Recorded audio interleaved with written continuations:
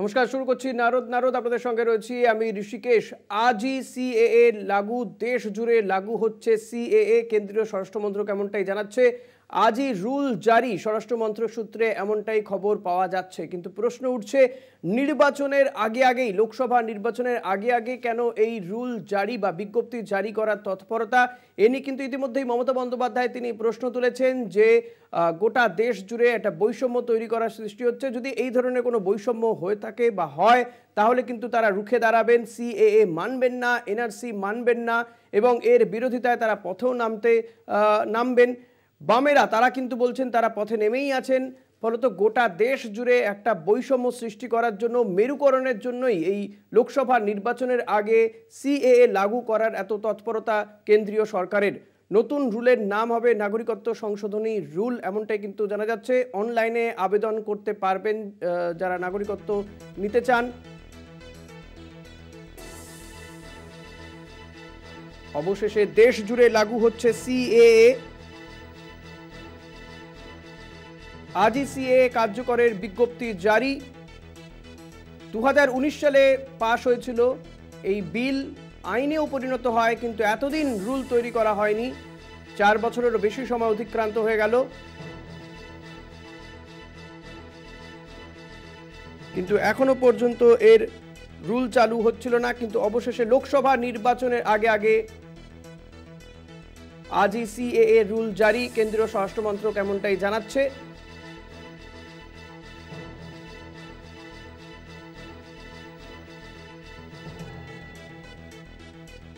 সুবল মজুমদার রয়েছে আমার সঙ্গে সরাসরি। সুবল, যে বিষয়টা জানতে চাইবো যে এই নদিয়ার বিস্তীর্ণ অংশে মতুয়া সম্প্রদায়ের বাস, তারাও চাইছিলেন সিএএ নিয়ে এবং তাদের মধ্যেও ভিন্ন মত ছিল। দীর্ঘদিন ধরে তারা যেমন দাবি জানাচ্ছিলেন, পাশাপাশি কেউ বলছিলেন পুরোটাই ভাওতা দেওয়া হচ্ছে। মমতা বন্দ্যোপাধ্যায় বলছেন উদ্বাস্তু মানুষদেরকে ভাওতা দিচ্ছে কেন্দ্রীয় সরকার। তারাই বা কি বলছেন, কিভাবে দেখছেন এই বিষয়টা?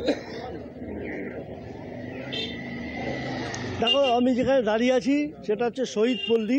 এই অঞ্চলের মানুষ কিন্তু বেশিরভাগটাই প্রায় সবটাই বলতে পারেন যে এরা হচ্ছে কিন্তু সকলেই কিন্তু উদ্বাস্তু হয়ে আসা মানুষজন। আমার পাশে সব দাঁড়িয়ে রয়েছেন, আমরা তাদের সঙ্গে একটু কথা বলে নেবো তারা কি ভাবছেন এই সিএএ নিয়ে।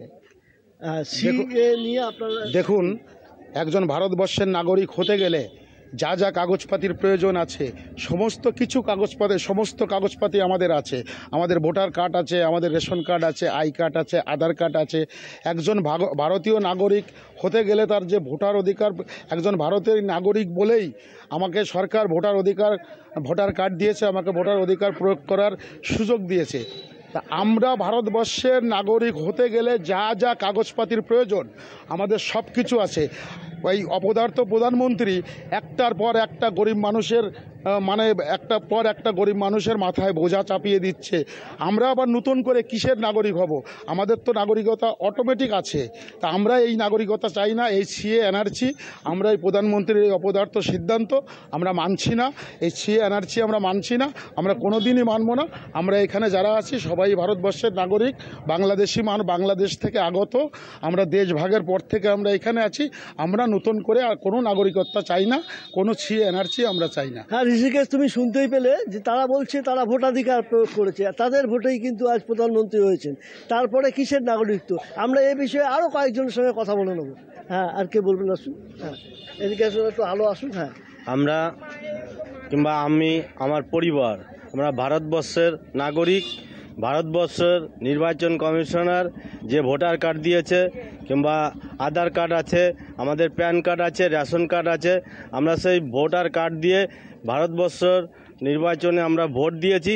আমার ভোটে, আমার পরিবারের ভোটে, রাজ্যবাসীর ভোটে নরেন্দ্র মোদী প্রধানমন্ত্রী রয়েছে। উনি যে আবার এই সিএ চালু করছে, এটা আমরা মানছি না, মানব না। আমরা ভারতবর্ষের নাগরিক আছি। ভারতবর্ষের নাগরিক হিসাবে আমরা পশ্চিমবাংলার একজন স্থায়ী বাসিন্দা। আমরা নতুন করে আর কোনো নাগরিকত্ব চাই না।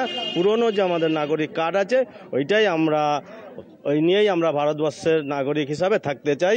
এই আইন মানছি না, মানব না। হ্যাঁ, তুমি শুনতে পেলে ঋষিকেশ যে এখানে কিন্তু একটা ক্ষোভের সৃষ্টি হয়েছে।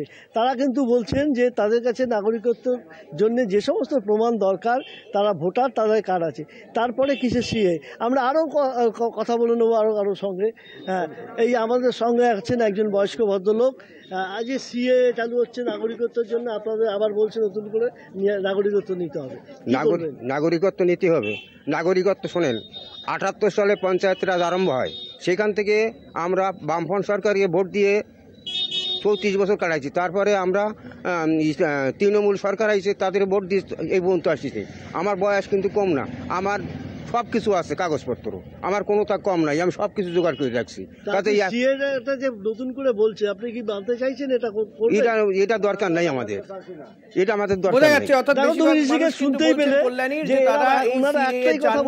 এইভাবে তারা তো আগে থেকেই নাগরিক রয়েছেন, ভারতীয় বিভিন্ন নির্বাচনে অংশগ্রহণ করেছেন, তাহলে আর নতুন করে নাগরিকত্ব নেওয়ার কি দরকার রয়েছে? অনেক ধন্যবাদ সুবল। কথা বলছেন আমাদের প্রতিনিধি সুবল মজুমদারের সঙ্গে। সুবল রয়েছেন কল্যাণী থেকে, আমাদের সঙ্গে ছিলেন সুবল। মমতা বন্দ্যোপাধ্যায় তিনিও কিন্তু বলছেন যে পুরোটাই হচ্ছে বৈষম্য করা হচ্ছে, নির্বাচনের আগে আগে সিএ রুল জারি করার কি মানে রয়েছে। মমতা বন্দ্যোপাধ্যায় তিনি বলেছেন যদি কোথাও কি বৈষম্য হয় তাহলে কিন্তু তিনি রাস্তায় নামবেন, প্রতিবাদ করবেন। কি বলেছেন শোনাবো।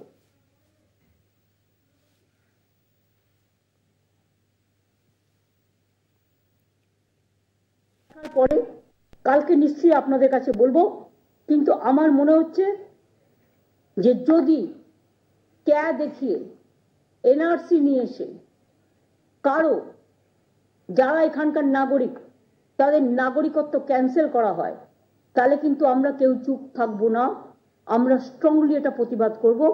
আমরা আগে জানিয়ে গেলাম। দুই হচ্ছে নো এনআরসি, এনআরসি তো আমরা মানতেই পারি না। আর ক্যার নাম করেও কাউকে ডিটেনশন ক্যাম্পে রেখে দেবে, এই চালাকিও আমরা করতে দেবো না। ভোট আজকে আছে, কাল ফুরিয়ে যাবে, আর দুদিনে কেউ নাগরিকত্ব পাবেও না। এটা লোক দেখানো, জাস্ট প্রতারণা মানুষের সাথে, ছলনা। এতে যদি কেউ খুশি হয় আমি খুশি হব, কিন্তু এতে যদি কেউ দুঃখী হয় আমি দুঃখ পাব। কাজে আমি অপেক্ষা করছি টোটাল আইনটা দেখবার জন্য। আমরা রুখে দাঁড়িয়েছিলাম, এবং আজও যদি কারো অধিকার কেড়ে নেওয়া হয়, মনে রাখবেন তৃণমূল কংগ্রেস একমাত্র রাজনৈতিক দল সর্বপ্রথম সে আওয়াজ তুলবে, আলোড়ন তুলবে। তার মানে সূচনাটা আমি এখনই করে দিয়ে গেলাম, কারণ মধ্যরাত্রে মধ্য গগনে কি ফুল ফুটবে সেটা তো আমরা জানি না। সেই জন্য আগাম বলে গেলাম সন্ধ্যেবেলায় যে মধ্যরাতে এমন কিছু করবেন না। এটা ফ্রিডম অ্যাট মিডনাইট নয়, এটা বিজেপির পরিকল্পনা ছলনা। সাহস থাকলে আপনি 6 মাস আগে দিতেন, 4 বছর অপেক্ষা করতে হলো কেন? আর হঠাৎ ইলেকশনের আগে নানা রকম বুলিয়ে উড়ে বেড়াচ্ছেন। এই খবরেই থাকবো একটা ছোট্ট বিরতির পর, সঙ্গে থাকবেন। ফিরে এলাম বিরতির পর। দেখছেন নারদ সিএএ কার্যকর হবে আজ থেকে, এমনটা কিন্তু স্বরাষ্ট্র মন্ত্রকের পক্ষ থেকে বলা হচ্ছে। তবে প্রশ্ন উঠছে যে লোকসভা ভোটের আগেই কেন সিএএ, এ নিয়ে কিন্তু প্রশ্ন উঠছে। আজ নারদে আমরা এ নিয়ে আলোচনা করব, তর্ক বিতর্ক চলবে। আমাদের সঙ্গে রয়েছেন দুজন বিশিষ্ট অতিথি রয়েছেন, তাদের সঙ্গে আপনাদের আলাপ করিয়ে দেবো। আমার সঙ্গে রয়েছেন সুকেশ বিশ্বাস, তৃণমূল নেতা, পাশাপাশি রয়েছেন আবিষ্কার ভট্টাচার্য, বিজেপি মুখপাত্র। আপনাদের দুজনকে স্বাগত জানাবো। আমি সুকেশবাবু আপনার কাছে আসবো যে এই কেন্দ্রীয় স্বরাষ্ট্র মন্ত্রক আজকে রুল জারি করবে সিএএ এর, সংশোধিত নাগরিকত্ব আইনের, কিভাবে দেখছেন? দেখুন, ভারতীয় জনতা পার্টি আর ব্রিটিশ সাম্রাজ্যবাদ বা ব্রিটিশ সরকার একটা এক পথে চলছে, অর্থাৎ জাতি প্রথা ধর্মের ভিত্তিতে লড়াই লাগিয়ে দাও, জাতি জাতি বিভাজন বন্টন করো আর শাসন করো, এই নীতিতে তারা বিশ্বাসী। তার জন্য এই যে সিএ অ্যামেন্ডমেন্ট করে নতুন যে নাগরিকত্ব। আবিষ্কারবাবু, যে কথা তৃণমূল বলছে যে আপনারা বিভাজন করার জন্য এই ধরনের এই লোকসভা নির্বাচনের আগে সিএ লাগু করা হচ্ছে, গোটা দেশ জুড়ে বৈষম্য বিভাজনের জন্য, অর্থাৎ মেরুকরণ ভোটে, লোকসভা ভোটে মেরুকরণের জন্যই এই বিষয়টিকে নিয়ে আসা হচ্ছে, যা এতদিন হিমঘরে পাঠিয়ে দেওয়া হয়েছিল। দেখুন, জাতিগত বন্টন এবং জাতিগত মেরুকরণ তৃণমূলের বহু পুরনো দাওয়াই, যে কারণেই তো ওনারা এবিসি এ আর ওবিসি বি তে ভাগ করে বাঙালি হিন্দুদেরকে উস্কানি দিচ্ছেন মুসলমান ধর্মে কনভার্ট করে যাওয়ার জন্য। এটা আমার কথা নয়, ওবিসি কমিশনের কথা। আর রইল সিএ প্রসঙ্গ, সিএ 2019 ইমপ্লিমেন্টেড অ্যাক্ট, সেটাকে আজকে এনঅ্যাক্ট করা হয়েছে, মানে আজ থেকে লাগু করা হয়েছে। এতে অবাক হওয়ার কি আছে? আর এখানে তো ভারতবর্ষ থেকে কাউকে তাড়িয়ে দেওয়ার কোনো ব্যবস্থা নেই, ভারতে রাখার ব্যবস্থা হয়েছে। আগে একটা পুরোটা ঠিক করে ওনাকে পড়তে বলুন। কিন্তু আবিষ্কারবাবু, তার জন্য 5 বছর সময় লেগে গেল একটা রুল তৈরি করতে, এবং সেটাও লোকসভা নির্বাচনের আগে জারি করতে হচ্ছে। দেখুন, লোকসভা নির্বাচন এখনো চালু হয়নি তো, এমসিসি লেগেছে কি? এমসিসি লাগলে আপনি আপত্তি করতে পারতেন। সরকার তো এখনো রয়েছে, নির্বাচন কমিশন এখনো এমসিসি লাগু করেনি। সরকার 2019-এ সেটাকে লাগু মানে অ্যাক্ট করেছিল, আজকে লাগু করতেই পারে। হ্যাঁ, সেটাই তো প্রশ্ন, বিরোধীদের প্রশ্ন যে এই 5টা বছর কেন লেগে গেল? তাহলে কি ভোটে মেরুকরণই মূল উদ্দেশ্য? ভোট এলে একটা তাস রাখা ছিল যে ভোট এলে এটাকে লাগু করা হবে। মেরুকরণের না, এতে মেরুকরণের আপনাকে একটা জিনিস স্পষ্ট করে বোঝানো লাগছে। এখানে মেরুকরণের কি আছে আপনি আমাকে বলুন। আমার এখানে 1950 সালে নেহেরু লিয়াকত চুক্তি হয়েছে, সেই থেকে সেটা টানতে টানতে 2019-এ এসে সেটাকে অ্যামেন্ড করা হয়, এবং অ্যামেন্ড করার পরে বলা হয় যারা ধার্মিক কারণে প্রতারিত হয়ে ভারতে এসছেন তাদের এখানে রাখবো। তা সেটা সরকার সম্পূর্ণ ব্যবস্থা তৈরি করে তারপরে বলেছে, এবং আজকে সেটাকে এনঅ্যাক্ট করেছে। এখানে মেরুকরণের কি দেখলেন? কারণ সেখানে পার্টিকুলার একটি ধর্মীয় মানুষকে বাদ রাখা হচ্ছে, পার্টিকুলার একটি ধর্মীয় মানুষদেরকে বাদ রাখা হয়েছে, তাই বলা হচ্ছে মেরুকরণের বিষয়টি সামনে আসছে।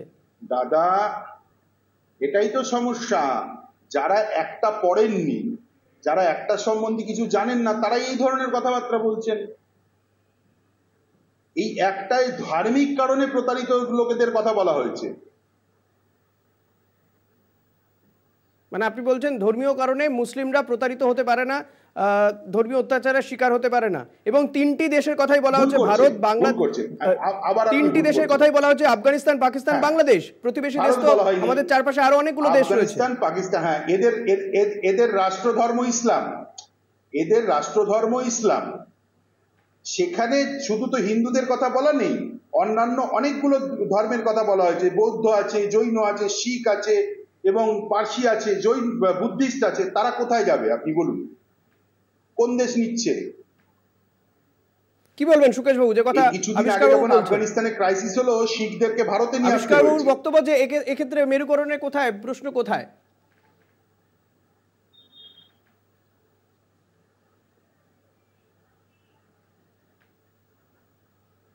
সুকেশবাবুর বক্তব্য পাওয়া যাচ্ছে না, একটু বাড়াতে বলবো। বা ধর্মীয় নিপীড়নের ভিত্তিতে এই দেশে এসেছেন।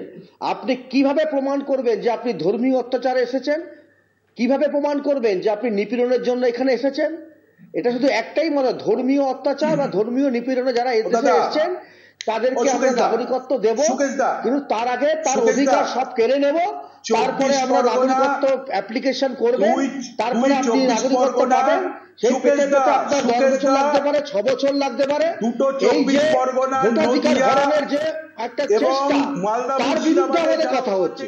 পালিয়ে এসেছিল তাদেরকে জিজ্ঞাসা করুন তাদের উপরে কি ধর্মীয় নিপীড়ন হয়েছে। কিছুই জানেন না নাকি নাকা নাকা ভাব করেন।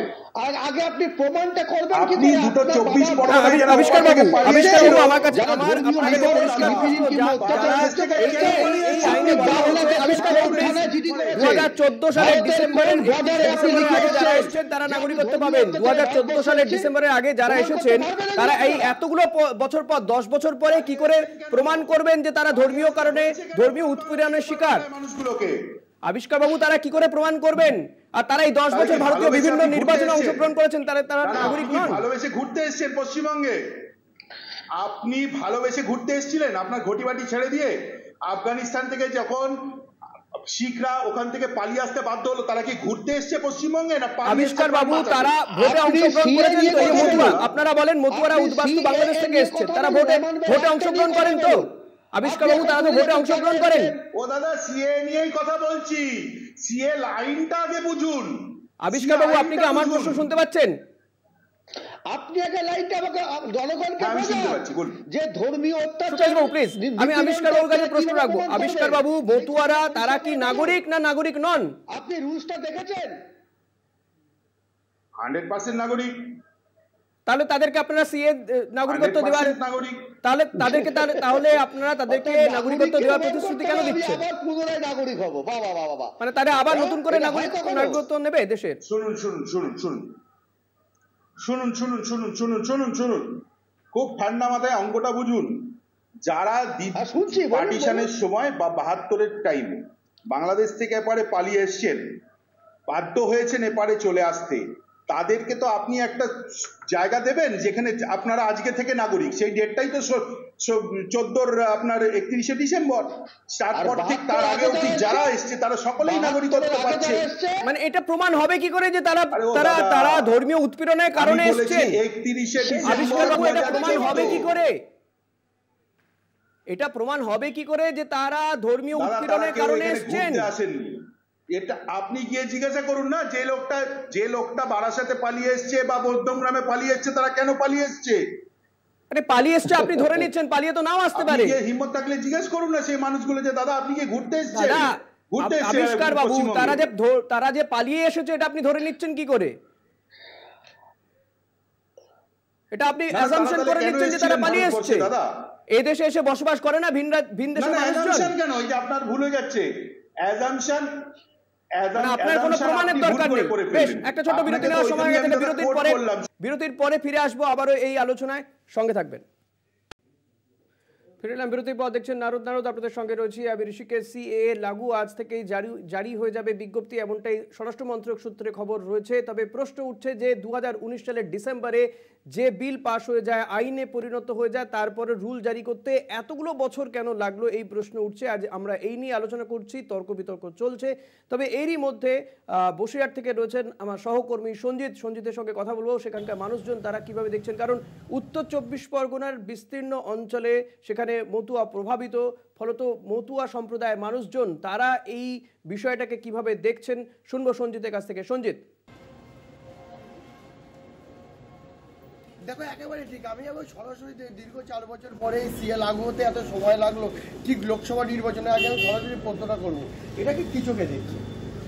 এটাকে আমরা যেটা দেখছি, বিশেষ করে আমাদের দল এসইউসির পক্ষ থেকে যদি আমরা বলি তাহলে বলবো এইভাবে যে প্রতি লোকসভা নির্বাচনের আগে ঠিক এই সিএ লাগু হবে বলে নানান রকম চিন্তা করা হয় এবং তাই নিয়ে একটা গিমিক তোলা হয়। আমরা দেখেছি 2019 সালের 12ই ডিসেম্বর যখন রাজ্যসভায় এটা পাস হয়ে আইনে পরিণত হয়, তখন এটা লাগু করার চেষ্টা করে, কিন্তু আবার অজানিত কারণে সেটা চুপ হয়ে যায়। আবার যে নির্বাচন আসে, আসলে আমরা দেখতে পাচ্ছি আজকে বিজেপি সরকার তারা গোটা দেশে যেভাবে বেকারিত্ব, দারিদ্র্য, বেসরকারিকরণ, শ্রমিক ছাঁটাই থেকে শুরু করে চাকরি দিতে পারছে না চাকরি প্রার্থীদের, তারা মাত্র তাদের শাসিত রাজ্যে 32 জনকে চাকরি দিয়েছে। দেশ নাজেহাল, কৃষকদের দাবি তারা পূরণ করতে পারছে না, এমএসপি। ফলে বেসামাল অবস্থায় ভোটের বৈতরণী পার হওয়ার জন্য তারা এই মানে সিএ লাগু করে তারা এবারের নির্বাচনের বেসামাল অবস্থাকে সামাল দেওয়ার চেষ্টা করছে, এইটুকুই।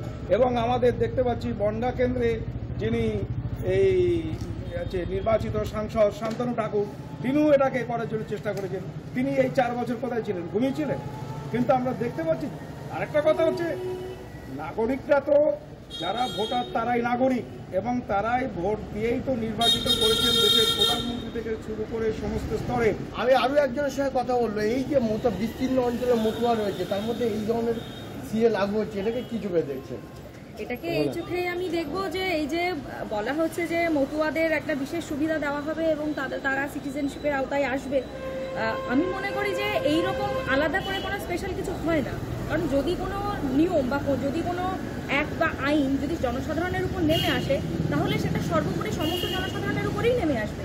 বিশেষ করে মতুয়ারা বা অন্যান্য যে সমস্ত সম্প্রদায় রয়েছে তাদেরকে আলাদা করে বা এই যে বিশেষ সুবিধা পাইয়ে দেওয়ার এই যে ব্যাপারটা, এটা শুধুমাত্র ভোট রাজনীতি ছাড়া আর কিছু না। কারণ বিজেপি প্রতিবারই এবং যতবারই ভোট আসে ততবারই সে প্রমাণ করে যে সে বিভেদের রাজনীতি করে, সাম্প্রদায়িকতার রাজনীতি করে, এবং এই সিএ এর মাধ্যমেও সে আরো একবার প্রকাশ করে দিল যে তারা কিন্তু সেই বিভেদের রাজনীতি এবং সাম্প্রদায়িকতার রাজনীতির মধ্যেই যাচ্ছে। তারা বলছেন যে ভোট রাজনীতির জন্যই এই ধরনের পদক্ষেপ নিয়েছে কেন্দ্রীয় সরকার। অনেক ধন্যবাদ সঞ্জিত তোমাকে। আমাদের সঙ্গে রয়েছেন দুজন অতিথি রয়েছেন আমাদের সঙ্গে, সুকেশ বিশ্বাস তৃণমূল নেতা এবং আবিষ্কার ভট্টাচার্য রয়েছেন। আমি আবিষ্কার বাবু আপনার কাছেই আসবো, যে কথা আপনিও বোধহয় শুনতে পেয়েছেন, সাধারণ মানুষ তারা বলছেন যে ভোট এলেই কেন এই ধরনের পদক্ষেপ করতে হয়, তাহলে কি শুধুমাত্র ভোট বৈতরণী পার হতেই কেন্দ্রীয় সরকার এই সিএ লাগু করার সিদ্ধান্ত নিল? দেখুন, ওখানে মাননীয় ভদ্রমহিলা যিনি ছিলেন তিনি সাধারণ মানুষ হতে পারেন, কিন্তু ভদ্রলোক এসইউসিআর লোক সেটা স্পষ্ট করে দিয়েছেন তার প্রথমে। বামপন্থীরা 34 বছর এখানে রাজত্ব করেছে। আর আপনি একটু আগে আমাকে ব্রেকে যাওয়ার আগে জিজ্ঞাসা করছিলেন না মাতুয়াদের আমি কি মনে করি। একটা প্রশ্ন আপনার কাছে, আপনি কি ব্যক্তিগতভাবে ওই ভদ্রলোককে চেনেন? শুনুন না, উনি তো নিজে মুখে বললেন আমি এসইউসিআই করি। আপনি শুনুন, রেকর্ডটা চালিয়ে দাদা ভাই, আমার কান খুব স্পষ্ট। ঠিক আছে দাদা, শুনুন যেটা বলছিলাম। আমাদের কারোকে নতুন করে নাগরিক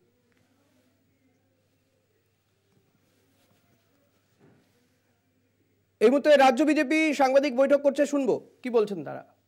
তারা আমাদের রক্ত, আমাদের ভাই, আর বিভিন্ন কারণে, ধর্মীয় উৎপীড়নের কারণে যাদের জীবন যৌবনকে কেড়ে নিয়েছে সেখানে, এবং তারা নিজেদের অধিকার রক্ষার জন্য, আত্মপরিচয়ের স্বার্থে, ধর্ম রক্ষার স্বার্থে যারা এদেশে চলে এসেছিলেন, আজকে তাদের নাগরিকত্ব দেবার যে দাবি, সেই দাবিকে আমরা সুরক্ষিত করতে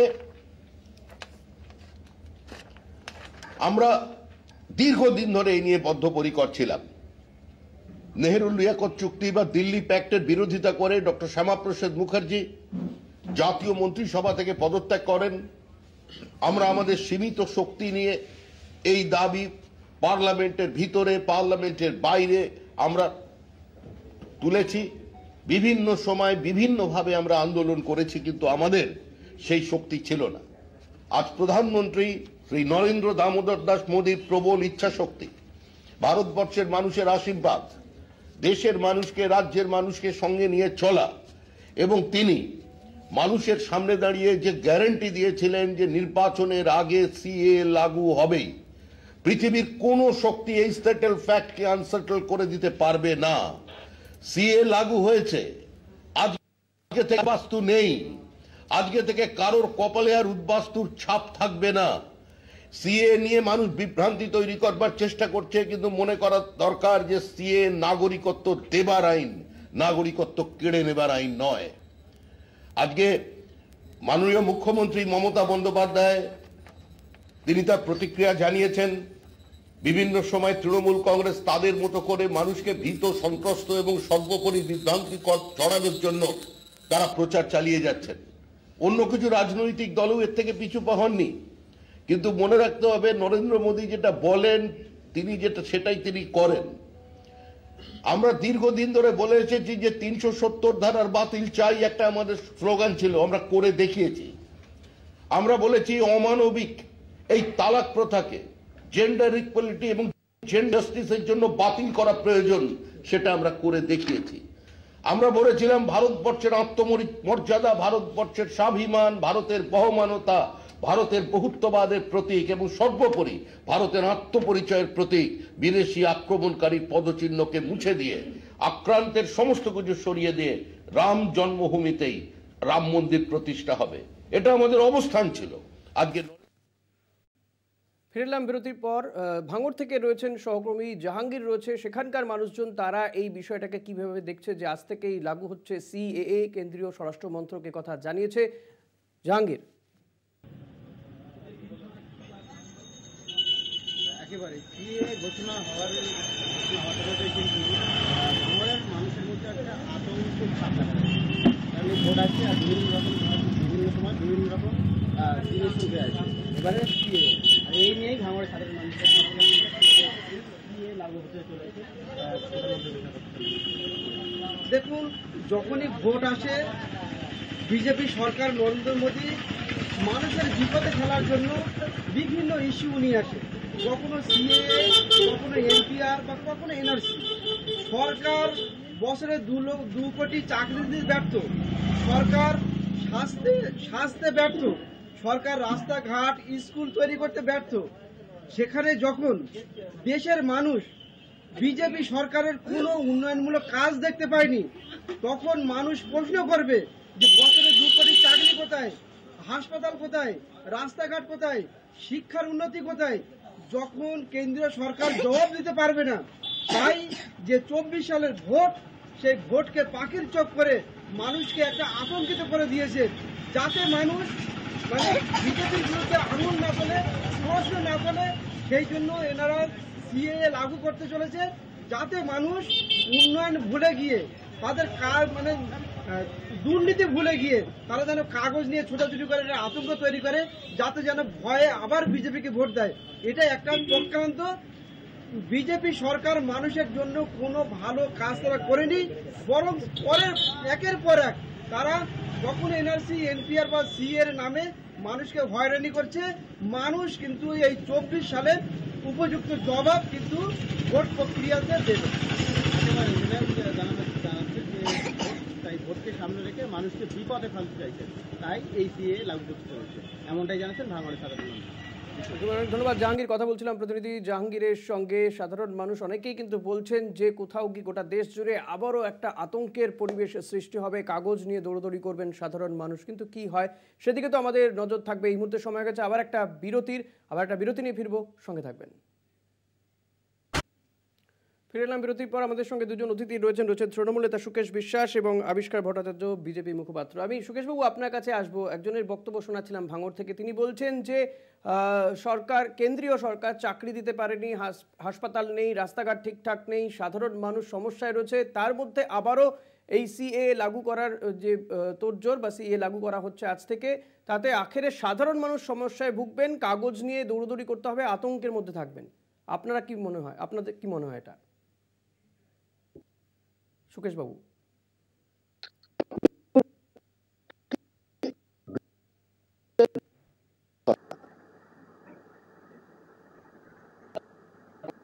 সুকেশ বাবু শুনতে পাচ্ছেন?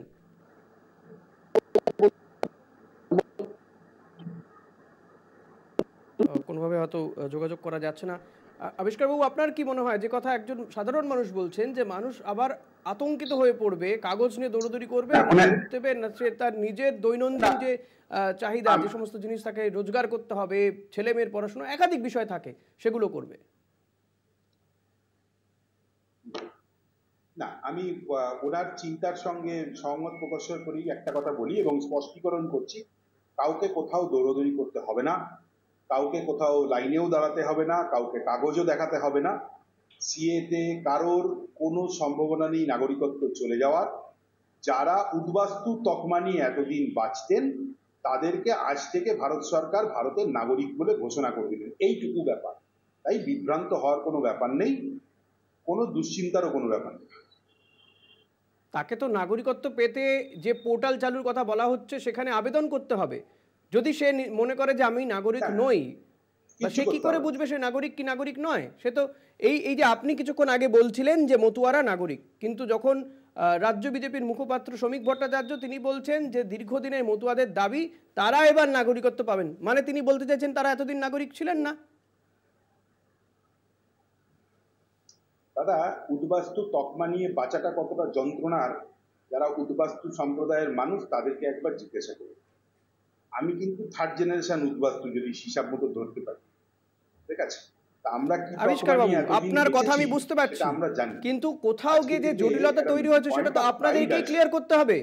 যারা এ দেশে বাস করেন, যারা, আমি বলছি এ রাজ্যের মানুষের কথা, অন্য রাজ্যের কথা ছেড়ে দিলাম, যারা এ রাজ্যের বিভিন্ন পঞ্চায়েত নির্বাচন থেকে শুরু করে যারা রাজ্যের মন্ত্রীদের নির্বাচিত করেছেন, কেন্দ্রের মন্ত্রীদের নির্বাচিত করেছেন ভোট দিয়ে, তাহলে ভোটাধিকার যারা পাচ্ছেন তারা তো ভিন দেশের মানুষ হতে পারেন না, এদেশের মানুষ বলেই ভোটাধিকার পাচ্ছেন বা ভোটে দাঁড়াচ্ছেন। দাদা আপনাকে আমি একটা কথা বলি, কিছুদিন আগে আমাদের মাননীয় বিরোধী দলনেতা শুভেন্দুদা নির্বাচন কমিশনে গিয়ে প্রায় 30 লক্ষ এরকম লোকের নাম জমা দিয়ে এসছেন, যারা ভুয়ো ভোটার কার্ড ধরে আছে। তারাও তো বিগত নির্বাচনগুলোতে তৃণমূল কংগ্রেসের সরকার বানাতে সাহায্য করেছে, পঞ্চায়েতে নিজেদের যে বিরোধী মানে নিরঙ্কুশ সংখ্যাগরিষ্ঠতা পেতে সাহায্য করেছে। তা আপনার কি ধারণা? তারা তো আপনাদেরকেও ভোট দিয়েছে নাকি? কাকে ভোট দিয়েছে সেটা তো আপনি কি করে জানতে পারছেন? তৃণমূলকেই ভোট দিয়েছে, এই স্পেসিফিক এইটা স্পেসিফিক বলতে পারছেন কি করে? শাসক দল না, তার কারণ হচ্ছে আপনারাও তো বিপুল ভোট পেয়েছেন বিধানসভা ভোটে দাদা। তাদের একজনও কি আপনাদের ভোট দেয়নি নাকি? আপনারা কে কোথায় ভোট দিয়েছে সবটা জানতে পাচ্ছেন? এই জন্যই তো না ওই শুনুন আরে তো এটা গাফিলতি নির্বাচন কমিশনের রুট হয় না, যেমন দেখেছেন পঞ্চায়েত। শুনুন না ফেক রেশন কার্ড বানিয়ে দেবো আমরা, আর সেটা খুঁজতে আসবে খাদ্য দপ্তর রাষ্ট্র থেকে, সেরকম তো হয় না। বিতর্কটা অন্যদিকে না নিয়ে গিয়ে সিএতে থাকি, কাজে দেবে। বেশ, সুকেশবাবু রয়েছেন। সুকেশবাবু, যে কথা একজন সাধারণ মানুষ বলছিলেন যে এই সিএ লাগু করার ফলে সাধারণ মানুষ আবারও কাগজ নিয়ে দৌড়াদৌড়ি করবেন, আতঙ্কিত হয়ে পড়বেন, আপনার কি মনে হয়? দেখুন, এই লোকসভায় তো বিজেপির কোনো এজেন্ডা নেই, এবং একটা এই এজেন্ডা নেই বলে কিন্তু আজকে সিএ নিয়ে মানুষের কাছে একটা নতুন ভাবে চিন্তা বা একটা অন্য একটা চিন্তা থাকে সেই ব্যবস্থা করেছে। আসল কথা তা নয়, আসল কথা হচ্ছে এই সিএ নিয়ে অ্যাকচুয়ালি দলিত বিরোধী পরিচয় দিচ্ছে। কারণ প্রধানমন্ত্রী নরেন্দ্র মোদী যা বলেন তাই করেন। উনি বলেছেন দলিত রাষ্ট্রপতিকে দিয়ে নতুন সংসদ ভবনে ফিতে কাটানো যাবে না, কাটায়নি। নতুন রাম মন্দির যেটা তৈরি করেছেন রাষ্ট্রপতিকে দিয়ে পুজো করানো যাবে না, তারা সেটা যিনি করেছেন। এবং এই ক্ষেত্রে যারা ওপার বাংলা থেকে এপার বাংলা এসছেন উদ্বাস্তু হয়ে, তার 90% হচ্ছে তপশিলি জাতি এবং দেখুন, দলিত ত্রিপুরা দেখুন, পশ্চিমবঙ্গ দেখুন, এবং উনি এই তপশিলীদের বা এসসি এসটিদের অধিকার কারার জন্য সবথেকে দলিত বিরোধী সরকারটা পশ্চিমবঙ্গের বুকে বসে আছে, যারা ওবিসি এ ওবিসি বি করে রেখেছে। আজকে আর সময় নেই। আবিষ্কার বাবু, সুকেশ বাবু, অসংখ্য ধন্যবাদ আপনাদেরকে সময় দেওয়ার জন্য। তবে এই যে সিএএ লাগু হওয়ার পরে ঠিক কি হয়, কিভাবে নাগরিকত্ব পেতে পারেন যারা মনে করছেন নাগরিক নন, বা কিভাবেই বা এই বিষয়টাকে বাছাই করা হবে কে নাগরিক নন, সেদিকে আমাদের পরবর্তীতে নজর থাকবে। আপাতত ধন্যবাদ আপনাদেরকেও। পরবর্তী অনুষ্ঠান দেখতে নজর রাখুন কলকাতা টিভিতে, রাত দিন 7 দিন।